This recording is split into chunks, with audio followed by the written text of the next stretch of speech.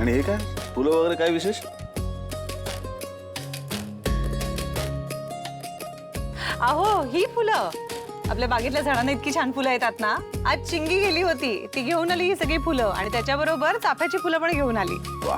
आणि अर्थात आज जागतिक वसुंधरा दिवस आहे, त्यामुळे मग मलाही इतकं छान वाटलं तिच्याकडनं फुलं घेताना. मग मी इथे घेऊन आले ती. आणि हे काय या कसल्या पिशव्या? हो ही बघा, ऑर्गॅनिक खतं आहेत ही. आपल्या बागेतही अजून झाडं लावूया आणि दरवर्षीप्रमाणे प्रथेप्रमाणे आम्ही आश्रमातही झाडं लावणार आहोत. अरे वा. स्वानंदी मॅडम, हे तुमचं मला फार आवडतं की तुम्ही प्रत्येक वेळेस एखादा चांगला दिवस त्या वृद्धाश्रमात जाऊन साजरा करता. आणि खरे जागतिक वसुंधरा दिवस आपण साजरा केलाच पाहिजे, कारण वसुंधरा आहे म्हणून तर आपण आहोत. करेक्ट. हा, पण आता असाच विचार जर सगळ्यांनी केला असता तर किती बरं झालं असतं. आवडते. थांबा. स्वानंदी मॅडम, तुम्हाला ही जागतिक वसुंधरा दिनाच्या मनपूर्वक शुभेच्छा. थँक्यू. माझ्या आईला सुद्धा खूप आवडायची फुलं. म्हणजे आईच्या केसामध्ये गजरा मळलेला नाहीये, आईच्या केसामध्ये एखादं फूल नाहीये, अशा माझ्या आईचा चेहराच माझ्या डोळ्यासमोर येत नाही.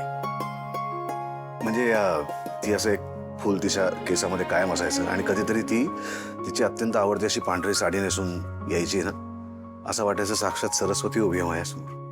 खूप आवड होती तिला बागेची, फुलांची. ती आणि आजी तासनतास त्या बागेमध्ये काम करत बसलेल्या असायच्या. मी तिला म्हणायचो, आई मी मातीत खेळायचं का तू मातीत खेळायचं? पण खूप जपायची प्रेमाने त्या फळांना, फुलांना, झाडांना. मला म्हणायची, हे बघ, आपण जरी गेलो ना तरी सुद्धा झाडं मात्र आयुष्यभर राहणार असतात. आपल्यानंतर देखील तीच सावली, तीच फळं, तीच फुलं आपल्याला देत राहणार. त्यामुळे त्यांना जपलं पाहिजे आपण. आई गेली आणि मग सगळंच बदललं. मग मला सुद्धा त्या बागेकडे, त्या झाडांकडे, फळा फुलांकडे लक्ष द्यायला वेळच नाही मिळाला. सॉरी, मी फारच वाहवत गेलो का?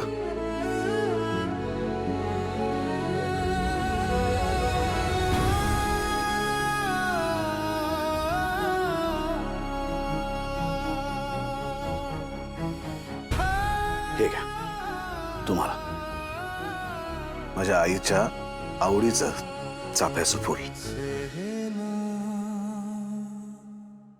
तुमच्या आईची आठवण आहे ना, तुम्हीच ठेवा.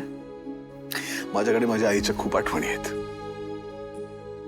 पण ही तिच्या आवडत्या फुलाची आठवण तुमच्याकडे. मला असं वाटेल की तिच्या अत्यंत जवळचं, तिच्या आवडीचं असं तुमच्याकडे काहीतरी आहे. खूप विश्वासाने देतोय मी तुमच्याकडे.